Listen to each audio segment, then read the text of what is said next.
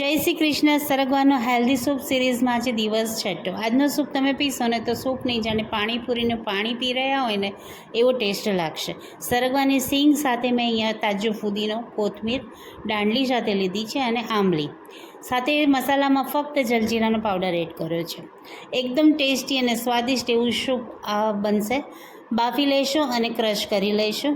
હવે અહીંયા આંબલી ના ફાવતી હોય તો એની જગ્યાએ તમે કાચી કેરી, લીંબુ, કોકમ કે પછી આમચૂર પાવડરનો ઉપયોગ કરી ખટાશ મેન્ટેન કરી શકો છો.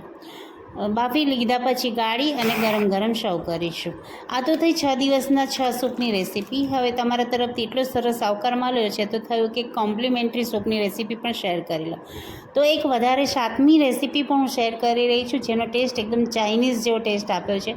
તો જે ઘરમાં દરેકને ભાવશે તો ચોક્કસથી જોતા રહેજો હેન્ડ ટુ હાર્ટને. અને હા, નવા અઠવાડિયા એટલે કે નવા વીકમાં હું નવી સિરીઝ ચાલુ કરી રહી છું, તો આમ જ મને સહકાર આપતા રહેશો. ધન્યવાદ.